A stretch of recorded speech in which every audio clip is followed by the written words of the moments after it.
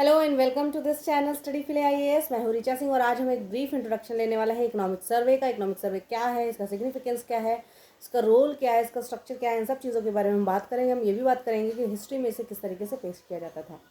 Economic survey एक comprehensive review provide करता है। ये एक एनुअल डॉक्यूमेंट है जो इंडियन इकोनॉमी का एक रिव्यू प्रोवाइड करता है इन अ क्लोज्ड फाइनेंशियल ईयर। यानी कि इस बार का जो हमारा इकोनॉमिक सर्वे आया है वो जो 2023-2024 का जो साल रहा है उसमें इंडिया के इकोनॉमी की क्या परफॉर्मेंस रही है उस चीज़ को बताता है। ठीक है, इसे प्रिपेयर किया जाता है इकोनॉमिक अफेयर्स डिवीजन या department of the finance ministry under the supervision of chief economic adviser.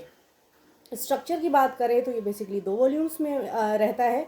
पहला वॉल्यूम हमें एक डिटेल एनालिसिस प्रोवाइड करता है ओवरऑल इकोनॉमी की, और सेकेंड वॉल्यूम जो है वो sector wise and topic wise analysis provide करता है, स्टैटिस्टिकल डेटा प्रोवाइड करता है, ताकि हमें ये एनालिसिस करने में आसानी रहे कि किस सेक्टर ने क्या परफॉर्म किया है और किस सेक्टर को किस तरीके की जो है इम्प्रूवमेंट की ज़रूरत है, और आगे की जो हमारी पॉलिसीज़ हैं नेक्स्ट फाइनेंशियल ईयर में उसमें भी इकोनॉमिक सर्वे का अपना एक बहुत बड़ा इंपॉर्टेंट रोल रहता है। वैसे भी यूपीएससी की प्रिपरेशन में इकोनॉमिक सर्वे बहुत इंपॉर्टेंट है। प्री हो, मेंस हो, डायरेक्ट क्वेश्चंस आते हैं इससे, तो प्लीज़ इसे ज़रूर देखिएगा। हिस्टोरिकल बैकग्राउंड की बात करें तो 1950-51 में पहली बार इकोनॉमिक सर्वे प्रेजेंट किया गया था।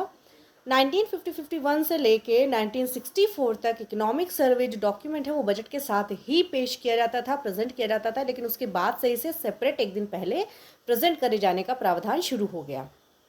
अब अगर बात करें इसके फीचर्स की तो क्या फीचर्स है, तो ये हमारे जीडीपी ग्रोथ, फिस्कल डेफिसिट, हमारे ग्रोथ एस्टिमेट्स, हमारे करंट अकाउंट डेफिसिट, इन सारी चीज़ों तमाम चीज़ों के बारे में बात करता है, हमें एक ब्रॉड ओवरव्यू प्रोवाइड करता है।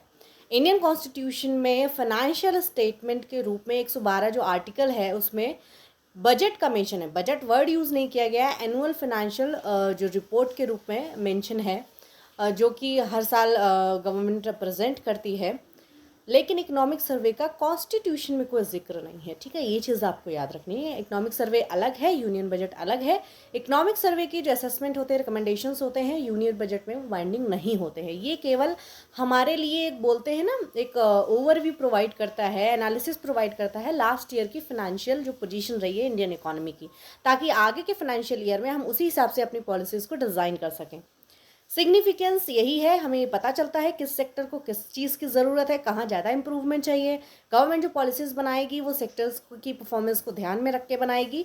तो ये था इकोनॉमिक सर्वे का एक ब्रीफ इंट्रोडक्शन कि क्या है इकोनॉमिक सर्वे, कौन प्रेजेंट करता है। ये दोनों पार्लियामेंट के दोनों हाउसेज में बजट के एक दिन पहले ही प्रेजेंट कर दिया जाता है एक फाइनेंशियल आउटलुक के रूप में। ठीक है, नेक्स्ट वीडियो जो आएगा उसमें हम बात करेंगे एक डिटेल एनालिसिस की, जो इकोनॉमिक सर्वे इस बार गवर्नमेंट ने प्रेजेंट किया है उसके क्या क्या पॉइंट्स उन्होंने वहाँ पे डिस्कस किए हैं, किन चीज़ों पे हमें फोकस करना है एग्जाम पॉइंट ऑफ व्यू से। 13 चैप्टर्स में हम कोशिश करेंगे हर वीडियो में हम 2 से 3 चैप्टर डिटेल में लेके चलें। ठीक है, तब तक के लिए धन्यवाद।